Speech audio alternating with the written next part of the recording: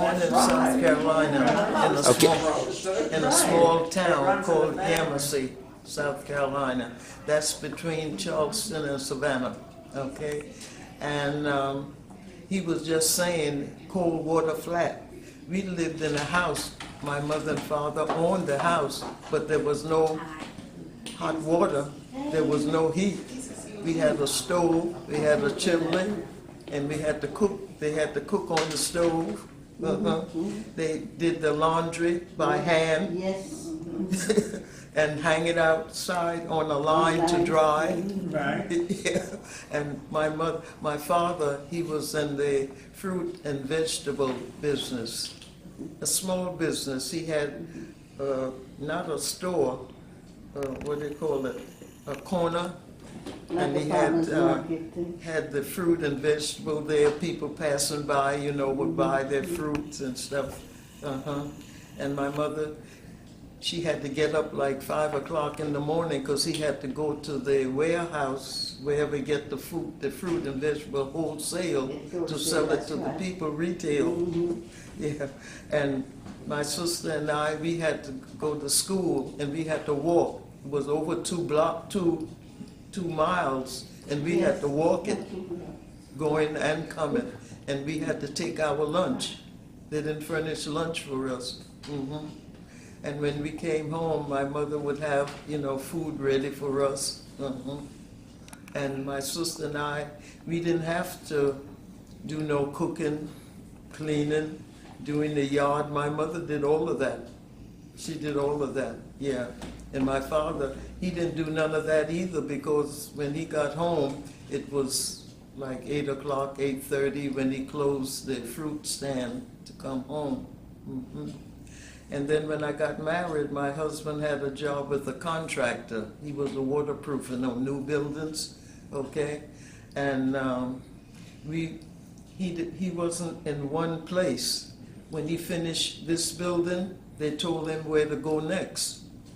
First week, when we got married, he had to go to Savannah. The next stop was Charleston. And no place, we stayed over a month. I remember when he got sent from Charleston to Columbia, we was in Columbia about a month. And that was a big project. So he thought that he was going to be there for some time. So we got an apartment. That's the first time we had an apartment. As soon as we got the apartment, I think about a week and a half, he got a notice we had to go to Norfolk, Virginia. From Norfolk, Virginia, we went to Portsmouth, Virginia. Did your husband serve in the military? Yeah, What? but we was in Baltimore, Maryland. And by this time, he was considering rather changing his job, because I got pregnant with my first kid, my daughter. And so we know that to keep moving like that with a baby, because we didn't need an apartment, we always would get a room. And we figured nobody wants anybody in the house with a baby, you know, in the room. So he started considering moving to New York. And so before we got to move, he was drafted. He didn't enlist. He was drafted in the Army. And I think my daughter was about 2 weeks before he got a furlough to come home to see him. And then when he came out of the Army, he started doing waterproofing, cement mason instead of waterproofing. And in Baltimore, it seems as though in the winter they didn't pour cement. If the temperature was too cold, they couldn't pour cement. So he was out of work a lot. That's in 1945 we decided to move to New York. 1945, yeah. And he died in 1957, my husband.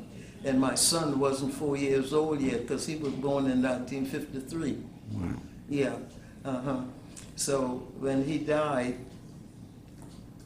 we was in an apartment from 1945, and he died in 1957.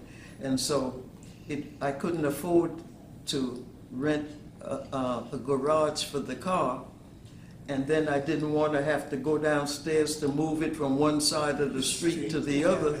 Then when winter came, I didn't want to have to shovel snow, so I sold the car. And then I had to go to work then, because I had this kid to raise. My daughter and my son is 10 years apart in the Gama district.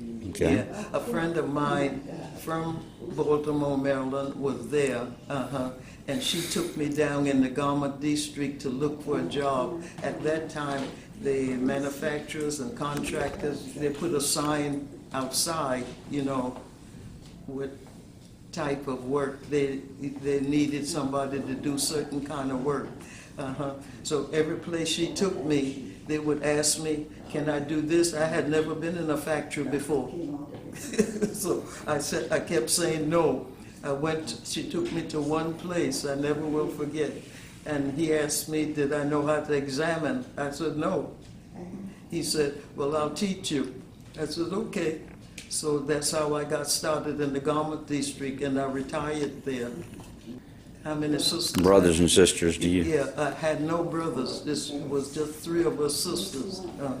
One was younger than me. The older one died first, and the younger one died next. I was in the middle. I'm still here.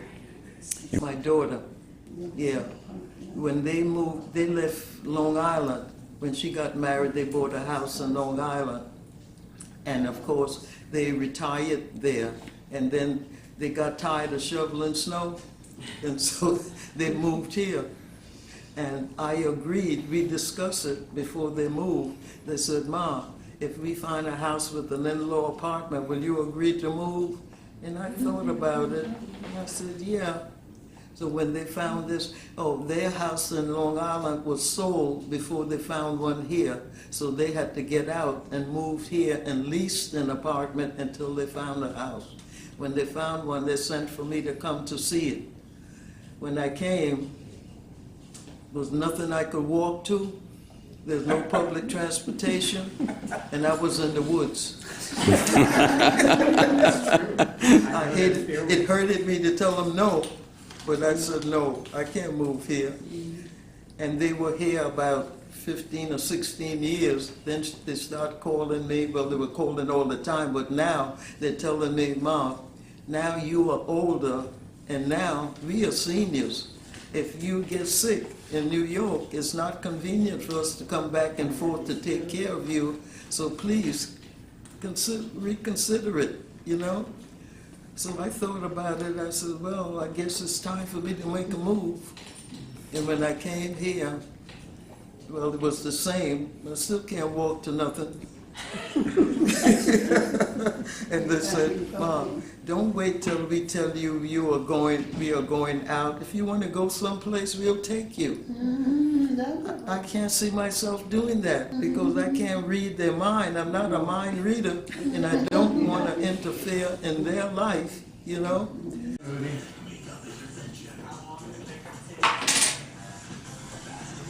Okay, Celeste? Okay, now it's your turn, Maria. Miss Lopez.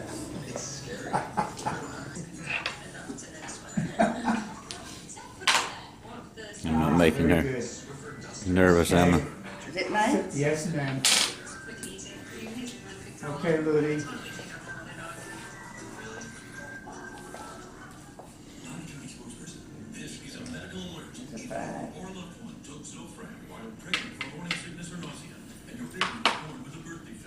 Uh-huh. What you got, Celeste?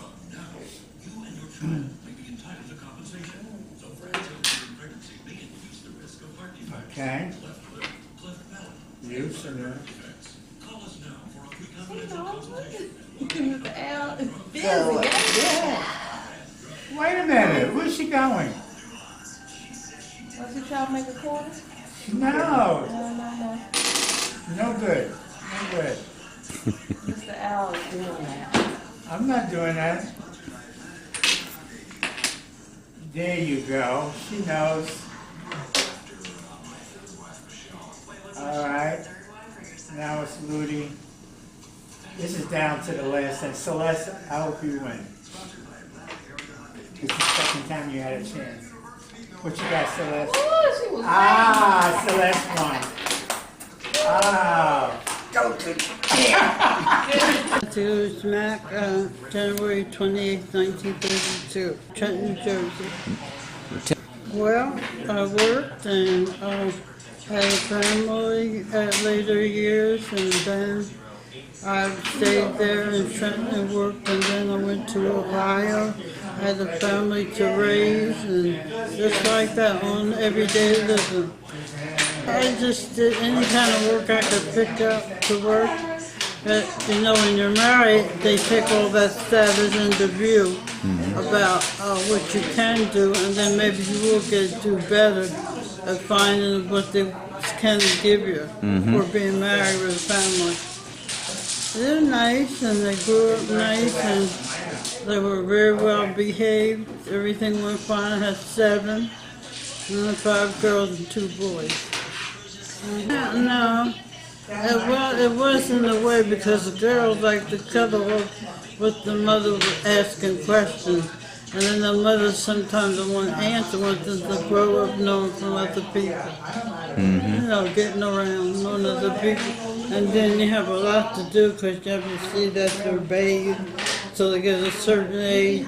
And sometimes they're younger and then you don't want them to go without your helping out. And, you know, everybody gets mad about different things, and then you have to take that in mind too. Enjoy coming here at the center? Yes, I do. What do you enjoy most about coming Well, here? just the idea of the gathering, doing things, dominoes and bingo, and then too with the bingo, I never understood this about bingo.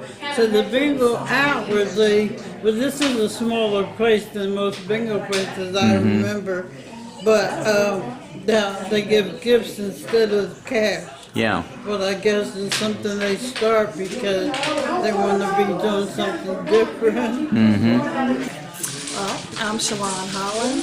I'm 41 years old. I have a 19-year-old college son.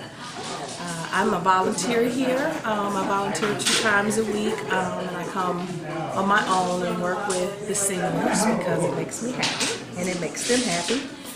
Now I'm volunteering here. I'm trying to branch off into a different form of service, so I'm just kind of testing the water right now. So I just kind of come in and play with them, and actually I've learned, because I didn't know how to play dominoes, and I know how to play dominoes now, and I learned how to play 4 Kings in the Corner, so I'm learning from them still. You know, I come in different things that I don't know, I'm learning, but then I just come and kind of liven it up a little bit and talk to them and get them talking about their lives. So. I'm like Rose. I was born in New York, and I was born around the Depression, so I know where she's coming from. But one of the things that she said that really brought back some memories when she said the fire escape. I don't think most of you guys know about fire escapes. The apartment buildings on the outside had fire escapes, and that's where you would go out and sit in the summer, or you yell down, or whatever. Right? We didn't have, as you have in the South, we didn't have. What do you guys have? Well, like the trees and stuff you sit around like flowers and bushes. Oh yeah, you might plant your plants outside. But anyway, it was another thing I brought up last week when we were talking about this, and I don't know if you came from a cold water flat.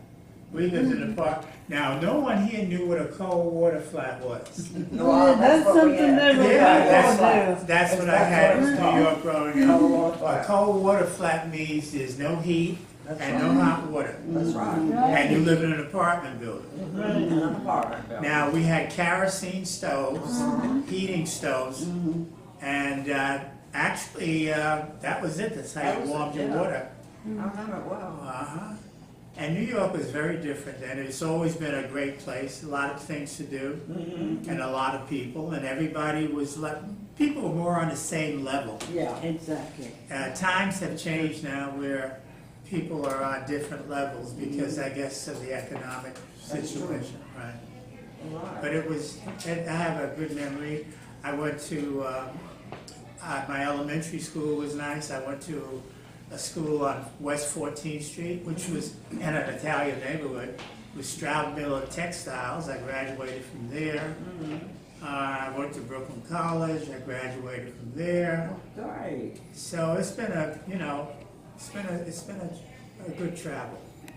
You have a good life. Yeah, I think so. And you mind me asking me how old you are?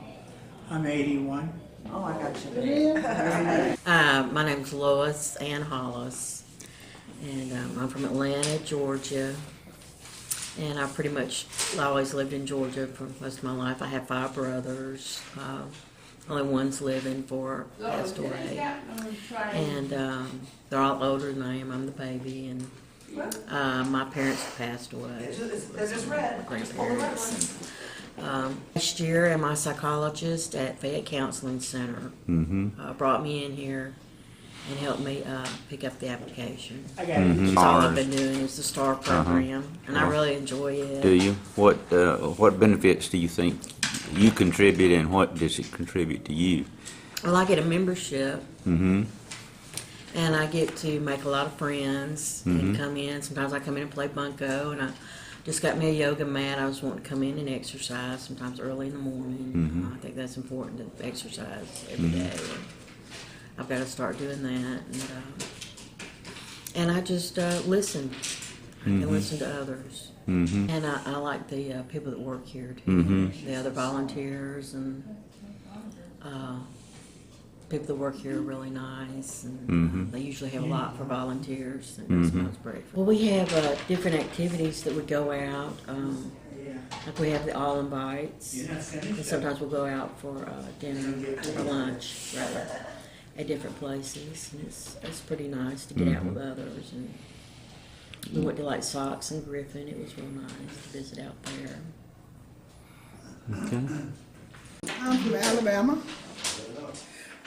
I'm a native Stowers, and I'm 79 years old. Mary, this is going to be your first. name is Mary L. Hamilton, and I'm from Columbus, Georgia. I was born in Tuskegee, Alabama, John Adams Hospital. And so far, I'm okay. I've been in the hospital about 4 times since I've been. You like coming to the center? Yes, I do. And how long you been coming? You've been coming the whole time you've been in the area? Yeah, 2 years. Good. I have 2. A boy and a girl. They grown. Yeah. You know your daughter. About 13 grandkids. 13 grandchildren. Wow. You have a big And family. then I got a newborn. She is a month old. I was raised on the farm. My daddy had a big house. He rented a big house for a man up the street. And he planted greens, peas, and okra, and tomatoes. And people would come there and buy it from him. What did you have to do to help him? I had to help plant like he used to plow, and then when he get the ground over, I had to come behind him and drop the corn and peas together until I get through. I get through by 12 o'clock. Then I go home and fix lunch for me and my dad. So a lot of people have wait for him, and he did that, and so I have been out picking cotton. I think I was about 11 years old when I make 100 pounds a day. Whoa. We got Sylvia. And they used to call me Miss Fast. You were a pound. Yeah, 100 pounds. Wow. Do you remember what you got paid? And Eliza has 1. Daddy got the money. He got the money. You didn't get any of the money. Okay. I don't know how much we paid. I got paid. Called my So daddy you know there's a tie collect the between money. Dorothy and Carolyn. And like, Is everybody we didn't go to listening? school A tie till after between Christmas Dorothy until and we Carolyn. collect the crop. So we're going to Then we'll choose, go to school they're gonna have after to choose a they card. pick The high crop. card wins. pick the corn and stuff, and they store it in the storehouse. And I used to feed my hogs I and hope stuff. you're all listening. Go to school in the morning, So you don't come say back, I I'm feed not my fair. chicken, and All right, let's pick a My card. house. Don't turn it over. I had chicken and hogs and Pick a sold card. eggs and stuff like that. Who has the highest Well, number? getting up going to school, I Okay. had to walk by the mile. And when Okay, Carol. it Carol has rained, one the bus today. driver Hello? come through that way by my house. Hello? Rose? And we had to pay him 25 cents a day to Rose? ride the bus. Always make a That's what he was collecting from us. Today Well, If you didn't have 25 cents a day, has you one had to walk from the the school. free how far? dessert.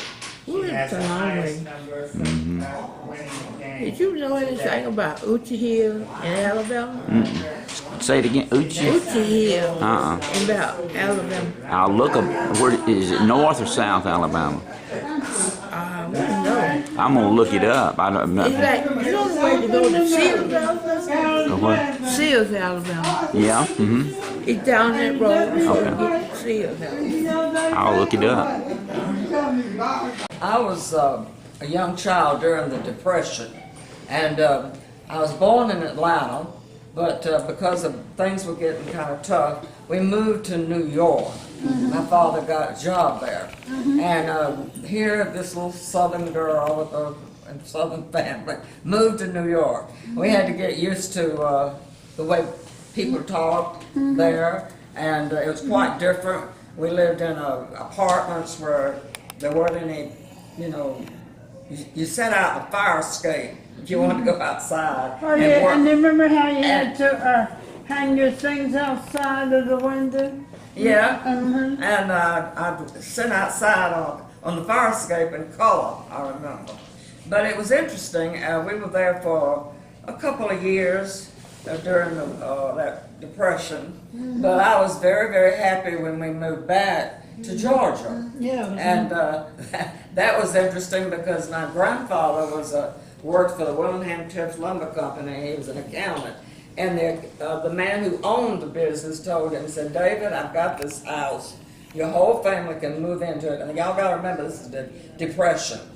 Big house. It was an old plantation house. There's even a guest cabin in the backyard on a big lot. Eventually, we're gonna have to tear it down, and because it's right across the street from the park, the library was around the corner, the movie theater was everything. We children, we all moved in, the whole family now, children, in-laws, grandmothers, because there was so much room. And my childhood, I remember as being, even though it was the Depression, I had a wonderful time. I really did. We were free. I could go to the park across the street. The library was around the corner, the movie theater, and it was just a perfect place for childhood. Eventually, we stayed there about 2 or 3 years in this big house, and eventually it was torn down and they built a big building there. But I remember that time as being very, very happy. We children were sort of on our own, you know, and we had a wonderful time. I have 3 brothers. I was the only girl in the family, and I had a wonderful. I'm telling you all this because even though it was during the Depression, we children didn't know it. No. We had no idea that everything was that bad, you know, and we had a wonderful time. So I'm just, that's my story about my childhood. Okay. My name is Helen Brandt, and I have been doing volunteer work here now for about 6 months. I'm a recent retiree, and I thought I would come down here and have some fun with the people down here because that's what we do when we retire. I am from Virginia, but I've lived in Philadelphia, and I lived in Iowa. And I came down here, not really by choice, but my daughter and son-in-law brought my grandson here. I understand that too. But, so I have 2 grandsons, and they're the loves of my life. One, I came here in '95 for the first grandchild, and then the second one I came back in '06 because my son-in-law and daughter needed help with taking them to the various projects that they were involved in, and they were both working. So I came here to have fun with my grandkids, and It has been to live? And Yeah, because I've done some very good things here in the community, like working in the jails and working with domestic violence victims, and I have made it work very well for me. I was blessed to be able to do the exact same thing here that I was doing in Virginia. That was a blessing. I was 75 years old, I'm 76 this year, and I officially retired at 75, but I'm still doing the same thing in other ways, you know. And I think as long as I think it's my calling, I really think it's my calling to work with challenged populations. For 26 years, I worked in the library system, and I love that because I love books and love being around, you know, libraries and whatnot. But I wanted to do something different, a little bit more. So I went back and got a master's degree in rehabilitation counseling, and that's when I became a parole officer. I thought I was going to be a counselor for parolees. I was an officer. They gave me a badge. They wanted to give me a gun, you know, but I never wanted to. But as my job as a parole officer was the most fulfilling job that I've ever had. Because I went in with the attitude, they called me the social worker. On the streets, they called me the social worker. And the judges knew what I was doing also. And because I had that genuine feeling or desire to help, it came through when I interacted with people. And that really was the best job with clients. I've been working in the library system for 26 years. It was like real smart for me, you know, going to the criminal justice system. I didn't know exactly how things worked. I had this one lady, a crack addict, and she was really, really heavily into the drug situation. I got her as a client, and I got her into working, and she saw me on a regular basis, and I had to take her back to court at some point in the future. Once I had gotten her, but she had to go back for something else she had done. And I went back to court with her, and I asked Judge Ledbetter to please give her another chance because she had been doing so well. She'd been working, she'd been, you know, taking parenting classes and all that. And he said, nobody's ever asked me to do this before in the past. She's supposed to be, you know, getting sentenced to go back to jail or whatever. But you know, he gave her a break. And she continued to work with me, and that was a true success story. And that is Sylvia Melbourne, Brownstown, St. Anne, Jamaica, the West Indies. My sister Margaret, Ellen, Sylvia, no, not my sister, that's me. Mary, Ethelyn, that's it. I used to be a little business lady, sew dresses, hang them up and sell. Were these dresses you made or bought and resold? I make the dresses. Did you? Bridal and the whole works. I used to sew. I used to do dressmaking. Right? What was your favorite dress you made? Favorite? Bridal dress. Bridal? Yes, when they're going around. That's her. She made a dress. That's her. My head just come out. Did you get invited to a lot of weddings as a result? Invited to the weddings, plus no taking part. Taking part is just for them to show who made the dress. It was interested. Do you do any of that now? Not at all. Not even for myself. And I've got industrial machines right now. Three, four in my house.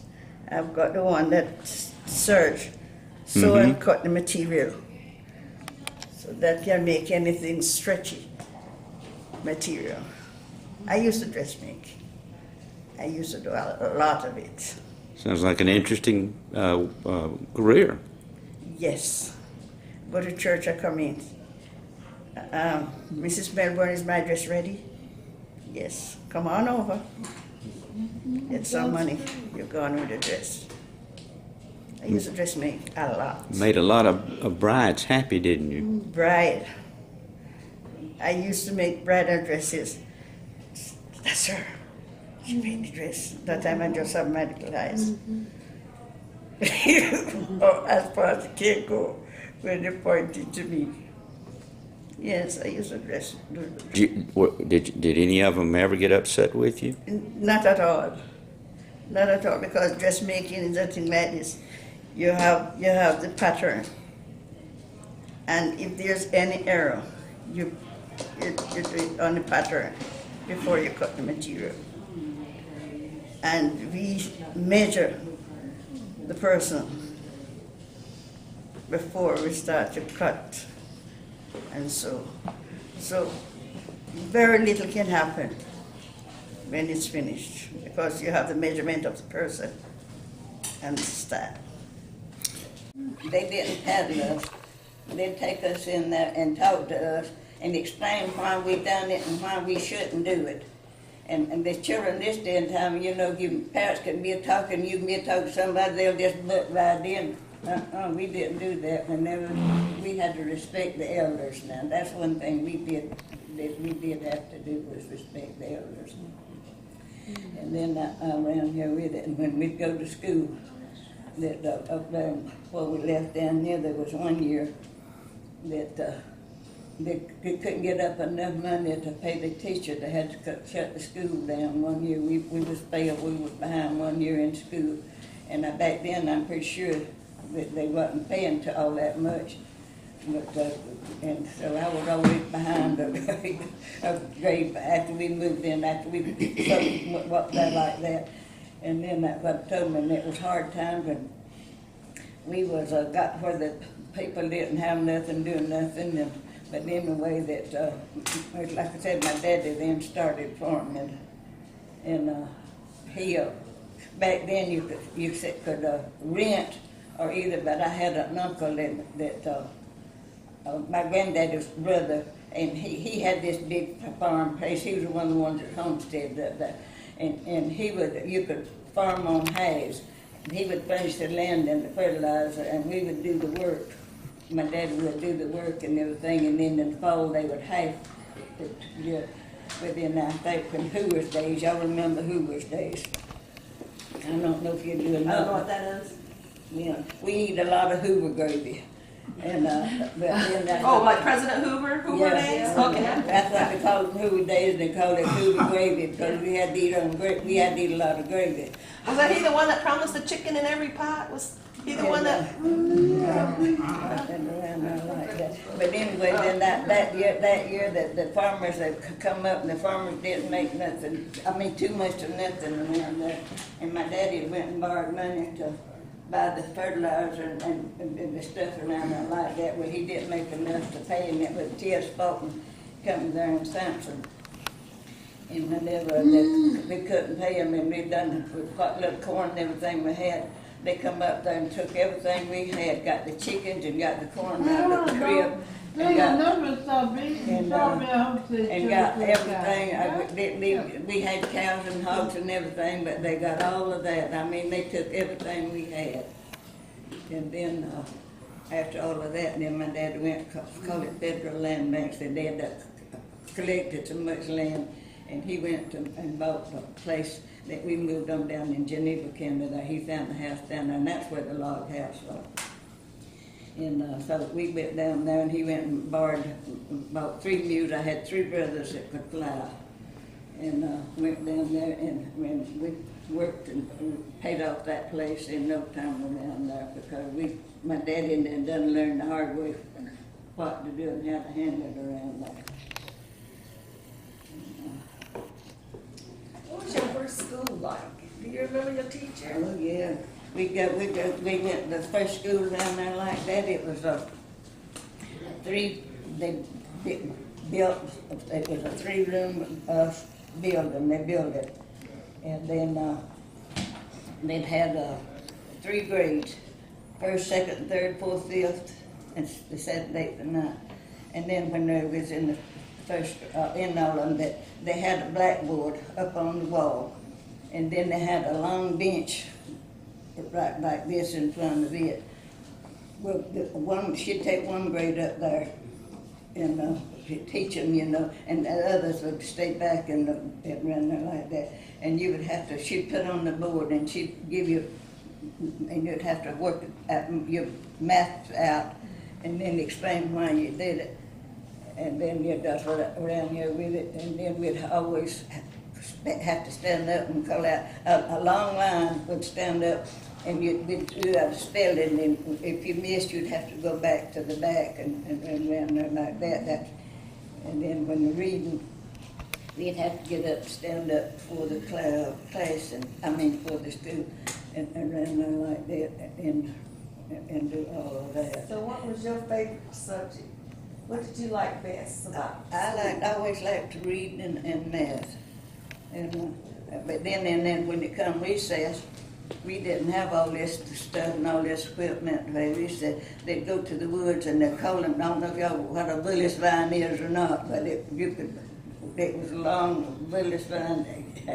And they'd go to the woods and we'd get out there and they would throw that and we'd jump, run through the line and jump. And then they did, well then that's what I said, you'd get out there and you'd form a circle and you'd have a handkerchief, probably a rag, but anyway, and you'd go around and you'd drop that handkerchief and somebody'd be in the middle, and if they could get it before you could get it, you had to get in the middle. And so that's the kind of games that we played. We didn't, and then around here with it. Annie, how many sisters and brothers did you have? And there was 11 of us. 11? And they still, let's see, there's 4 of us, all of them passed away, but there's 4 of us still living. And I've lived to be the oldest of any of them. They've all died younger than me. How old are you? 95. And, so, let me see. What was Sundays like when you were growing up? Oh, and then we went to church. It was just a big old plank building, and it had I guess, like I said, I can't remember, but and it would have like this, and then it would have just a board, a plank, and you sit on that, and it didn't have no back to it and nothing. It was propped up on something, and the pulpit was made just a straight little thing, and it was all up there like that. And then when they would have dinner or something like that, they got between 2 trees, and they had this old wire fence. I don't know if y'all know what wire fence is, but they used to fence hogs and cows in. And they'd get between them and put the table up there like that. And then when they'd have dinner, they'd come out, and they would have feast. They'd cook it at home. They'd have chicken and dumplings and all this stuff around there, which was good eating. But now that's the kind of church that I used to go to church to. Did you meet your husband there? No, I didn't marry until he had to go to service, and so he was gone 4 years around there. And so I didn't marry until I was, and I just married in about 47 around here. Because I didn't want to get married until he was gone 4 years around there.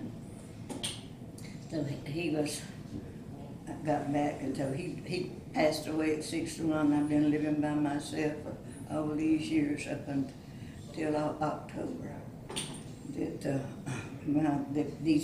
I got 1 daughter and 3 grandchildren and 9 great-grandchildren, and these children and my daughter got together and decided that I didn't need to stay by myself no more.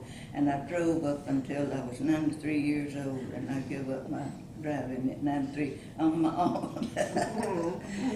So, and I survived it all. And so, let me see.